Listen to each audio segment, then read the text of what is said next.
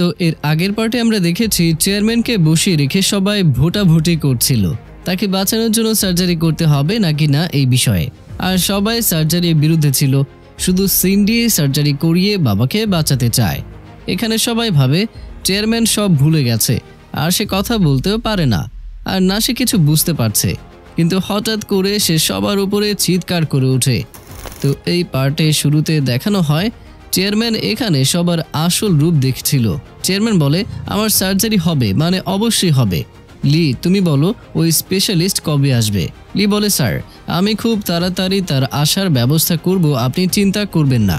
মিটিংয়ের পর চেয়ারম্যান বাসায় এসে এন্ড্রুকে বলে এই সার্জারি করার পর যা কিছুই হোক না কেন তোমাকে শক্ত হয়ে দাঁড়িয়ে থাকতে হবে আর কখনো সাহস হারাবে না।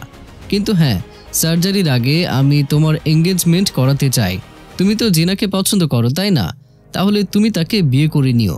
এই কথা শুনে এন্ড্রু খুবই খুশি হয়ে যায়, সে তো এটা একদমই এক্সপেক্টই করেনি। তারপর চেয়ারম্যান লিকে বলে দেখো আমি যখন না থাকবো তখনও তুমি সিন্ডির এইভাবেই খেয়াল রাখবে, তাকে সব কিছু শেখাবে আর সময় হলে তাকে বিয়েও করে নেবে।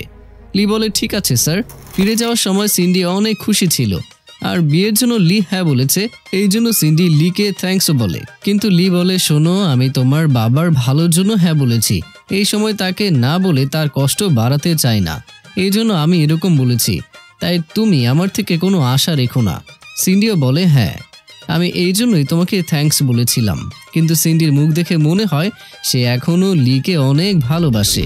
অন্যদিকে দেখানো হয় যখন নেইল, জিরাট আর কিমি বাসায় আসে তখন সেখানে জেজেকে দেখে কিমি রাগে ভেতরে চলে যায়।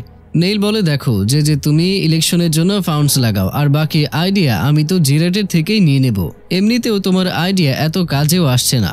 এই কথা শুনে জেজের অনেক রাগ হয় আর সে এন্ড্রুর সাথে দেখা করতে যায়। জেজে এন্ড্রুকে বলে নেইলের আমার টাকার প্রয়োজন, কিন্তু আমাকে প্রয়োজন নেই। আমি বুঝে গেছি যদি ইলেকশনে সে জিতে যায় তাহলে নিজের বিয়ে আমার সাথে দেবে না। এই জন্য একটা কাজ করো, তাড়াতাড়ি নেইলের সিক্রেট ফাইল বের করো আর আমাকে দিয়ে দাও। এন্ড্রু ওইখানে হ্যাঁ বলে। এমনিতেও ওই ফাইলে আছে কি এটা তো আমরা অবশ্যই পরেই দেখতে পারবো। এমনিতে ওই ফাইলে কি আছে এটা তো আমরা পরেই দেখতে পারবো। যে বলে এসব কিছুর কারণ হচ্ছে লি, সে আমার ওয়াইফকে সব কিছু বলে দিয়েছে, তাকে এর শাস্তি অবশ্যই পেতে হবে।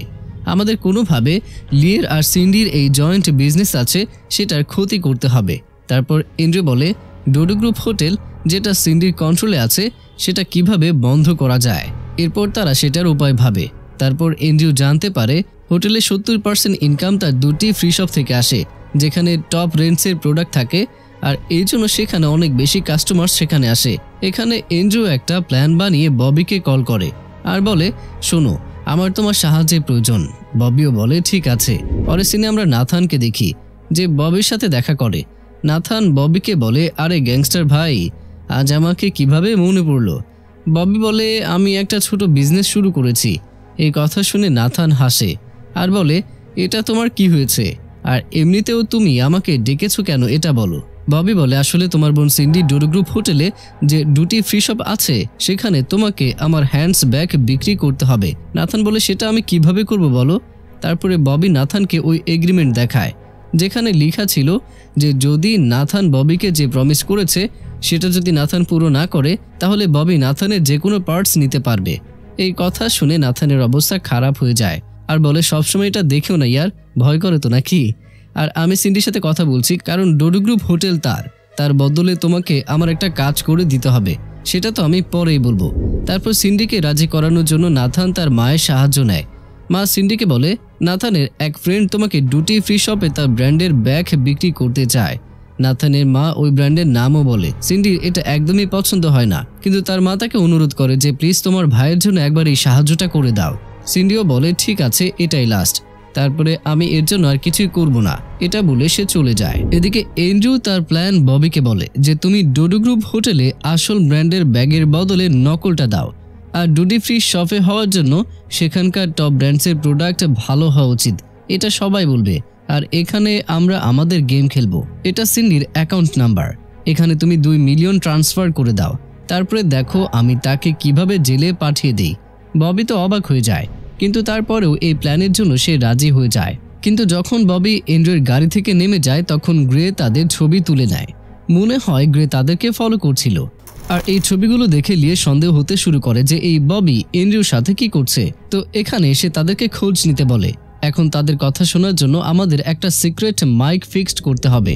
অন্যদিকে এন্ড্রিউর কথা মতো ববি ডুডি ফ্রি শপে তার হ্যান্ডব্যাগ দেওয়ার জন্য একটা এগ্রিমেন্ট তৈরি করছিল, যেটা ববি নাথানকে দেয়। নাথান বলে, অনেক হয়েছে তোমার কথা, এখন আমারও কিছু কথা শোনো। যখন বাবার সার্জারি হবে তখন তুমি তাকে আমার কাছে আনবে। ববি বলে, তার মানে তুমি তোমার বাবাকে কিডন্যাপ করতে চাও? কিডন্যাপ বলো না ইয়া, সে আমার বাবা, তাকে তো শুধু আমি আমার কাছে আনবো, আর কিছু না। যদি সার্জারির পর সে ঠিক হয়ে যায় তাহলে সে তার উইলনামা অবশ্যই চেঞ্জ করে দেবে, কিন্তু যেহেতু তার অ্যালজাইমার আছে তাই এন্ড্রুকে সে তার প্রপার্টি দিতে পারবে না। তার উপরে এন্ড্রু আমাদের ফ্যামিলি মেম্বারদের লিস্টে নেই, এই জন্য সব প্রপার্টি আমরাই পাবো। যদি এরকম হয় তাহলে শোনো, আমিও তোমাকে এর মধ্য থেকে একটা অংশ দেব। ববিও রাজি হয়ে যায়। তারপরে ববি এন্ড্রুর সাথে দেখা করে আর বলে, নাথান আমাকে বলেছে তার বাবাকে কিডন্যাপ করতে, কিন্তু তুমি চিন্তা করো না, আমি তাকে বলে দেব যে কিডন্যাপিং ফেল হয়েছে। কিন্তু এখানে এন্ড্রুয়ের আরেকটা নতুন আইডিয়া মনে পড়ে যায়। সে বলে, অবশ্যই নাথান যেরকম তোমাকে বলেছে তুমি সেই রকমই করো, কিন্তু তুমি তাকে নাথানের কাছে নিয়ে যাওয়ার বদলে আমার কাছে নিয়ে আসবে। এক তীর দিয়ে দুই নিশানা লাগানোর সময় এসে গেছে। অন্যদিকে জেজে বডিগার্ডের সাথে দেখা করে। বডিগার্ডকে দেখে জেজে বলে, মনে হয় জিনা তোমার সাথে প্রতিদিনই দেখা করতে আসে, তাহলে কি চলছে তোমাদের মধ্যে? বডিগার্ড বলে, স্যার আপনি আমাকে সন্দেহ করছেন? আমি সবসময় আপনার রফাদারি থাকবো। জেজে বলে, আরে সেটা তো আমি জানি, আমার তোমার উপরে সন্দেহ নেই। আসলে নেইল, কিমি, এন্ড্রু এরা সবাই আমাকে ধোঁকা দিচ্ছে, এই জন্য আমি তোমাকে দেখতেও আসতে পারিনি। কিন্তু তুমি চিন্তা করো না, কোনো এক স্পেশাল দিন যেদিন কয়েদিদের বের করা হবে সেদিন তোমার নামও ওই লিস্টে অ্যাড করে দেব। খুব তাড়াতাড়ি তুমি বাইরে চলে আসবে। বডিগার্ডও বলে, আপনার সেবা করার জন্য আমি সব সময় তৈরি। পরের সিনে দেখানো হয় গ্রে লি আর মোজোকে বলে, একটা ভালো খবর পেয়েছি। জিনার ভাইকে যে ডাক্তার অটোপসি করেছিল তখন সেই ডাক্তার সেখান থেকে পালিয়ে গিয়েছিল, তার খোঁজ পাওয়া গেছে। আসলে রশি তার খোঁজ বের করেছে। বন্ধুরা, রশির কথা আপনাদের মনে আছে নাকি ভুলে গেছেন তাকে? গ্রে বলে, আমরা খুব তাড়াতাড়ি জিনার ভাইয়ের অটোপসি রিপোর্ট পেয়ে যাব।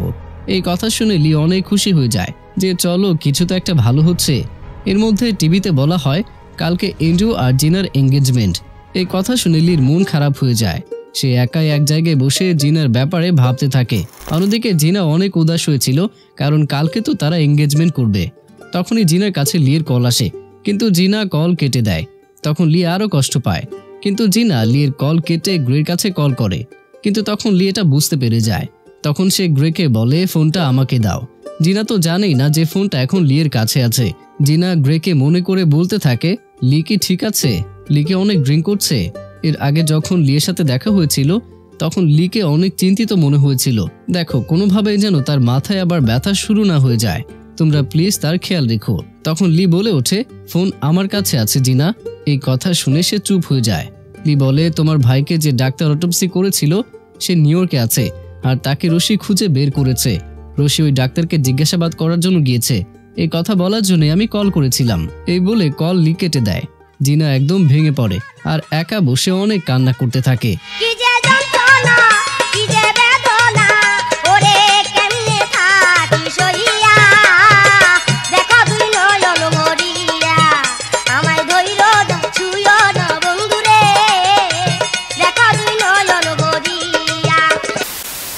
পরের দিন এঙ্গেজমেন্টের জন্য রেডি করা হচ্ছিল। এদিকে সিন্ডি এসে লিকে ডাকে আর বলে, ওঠো, তাড়াতাড়ি রেডি হয়ে যাও, আজকে এন্ড্রু আর জিনার এঙ্গেজমেন্ট।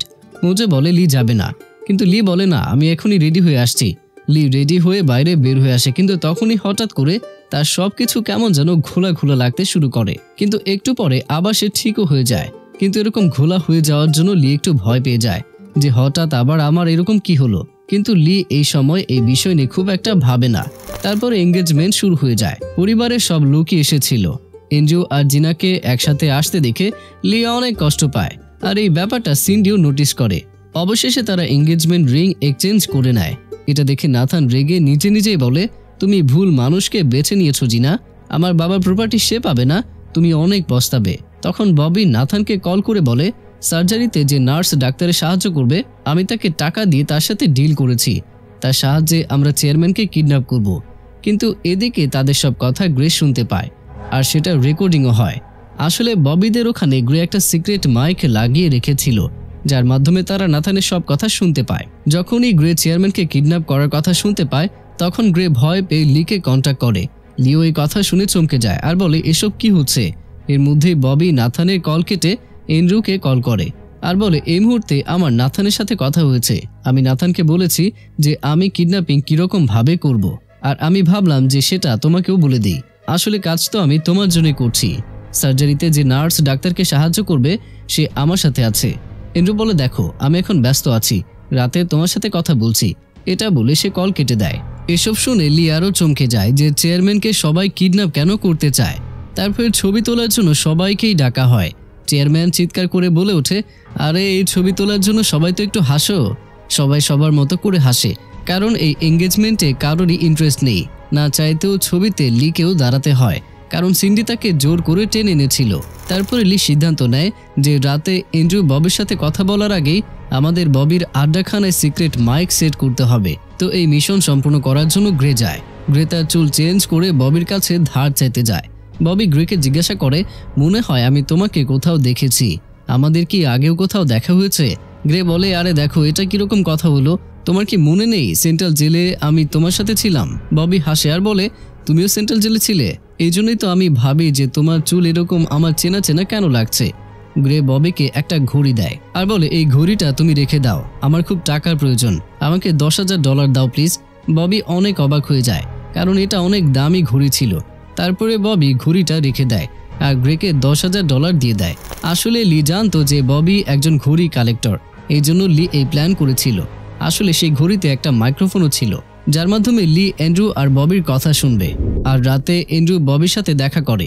তো তাদের কথা শুনে লি টিম জানতে পেরে যায় যে সার্জারি করার আগে ডাক্তার চেয়ারম্যানকে একটা ইনজেকশন দেবে, কিন্তু ববি যে নার্সের সাথে ডিলিং করেছিল সেই নার্স ওই ইনজেকশনে অন্য কোনো ওষুধ লাগিয়ে দেবে, যার কারণে কিছুক্ষণের জন্য চেয়ারম্যানের হার্টবিট বন্ধ হয়ে যাবে। এরকম হলে সবাই ভাবে চেয়ারম্যান মারা গেছে।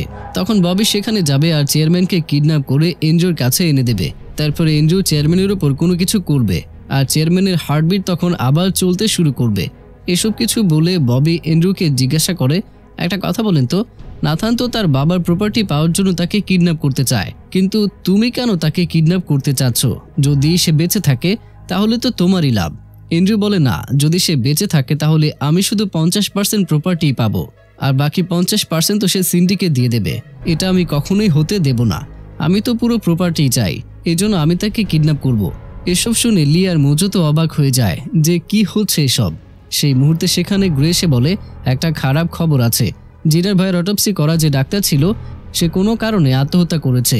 লি এই কথা জিনাকে বলার জন্য তাড়াতাড়ি জিনার অফিসে যায়, কিন্তু লিকে দেখে জিনা বলে আমার জরুরি কাজের জন্য বাইরে যেতে হবে। লি জিনাকে থামিয়ে দিয়ে বলে শোনো আমার কথা, ওই ডাক্তার মারা গিয়েছে যে ডাক্তার তোমার ভাইয়ের অটোপসি করেছিল। এই কথা শুনে জিনা চমকে যায় আর বলে যদি ওই ডাক্তারের পরিবারের কেউ থাকে তাহলে আমি তাদের সাথে কথা বলতে চাই। লিও তাদের বিষয়ে জিনাকে কিছু ডিটেলস দেয়। জিনা ওই ডাক্তারের ভাইয়ের সাথে এরপর দেখা করতে যায়। সে তাকে জিজ্ঞাসা করে যে আপনার ভাই কি আপনাকে কোনো অটোপসি রিপোর্ট দিয়েছিল কখনো, বা কিছু বলেছিল কারোর ব্যাপারে? সে বলে না ভাই আমাদের কিছুই বলেনি, কিন্তু হ্যাঁ তার আলমারিতে একটা ফাইল ছিল যেটার ভেতরে কিছু নিউজপেপার কাটিং ছিল, হয়তো এটা আপনার কোনো কাজে লাগবে। এটা বলে সে ওই ফাইলটা জিনাকে দেয়।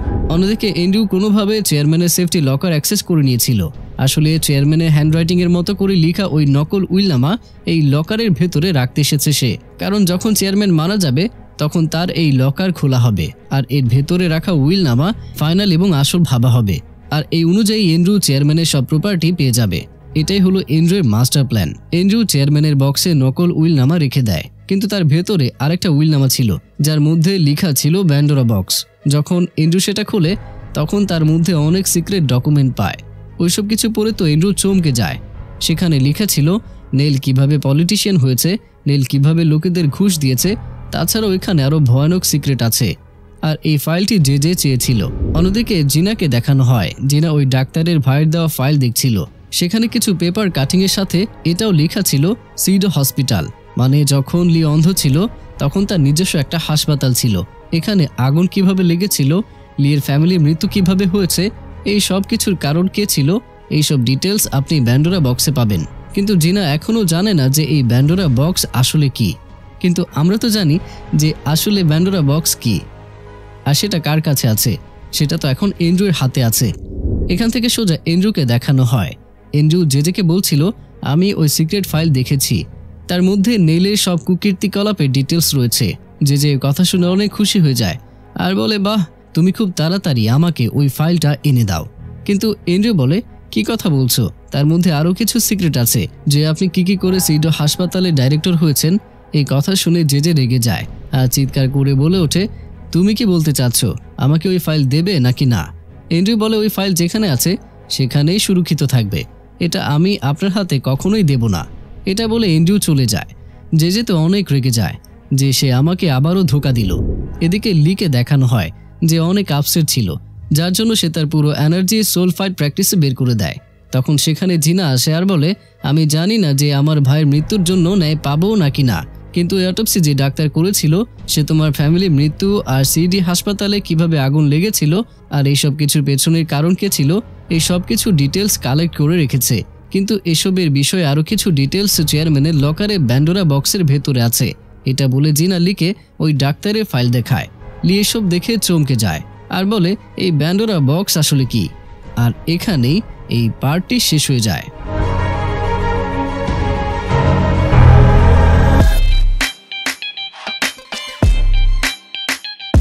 তো প্রিয়জনেরা, আপনারা মেবি আজকে একটু আপসেট হয়ে গেছেন, কিন্তু ব্যাপার না, সামনের পর্বগুলোতে কিন্তু টুইস্ট আসতে যাচ্ছে, তখন আপনারা অবশ্যই খুশি হবেন। তো যাই হোক, দেখা হচ্ছে পরের পার্টে। ততক্ষণ পর্যন্ত সবাই ভালো থাকুন, সুস্থ থাকুন আর অবশ্যই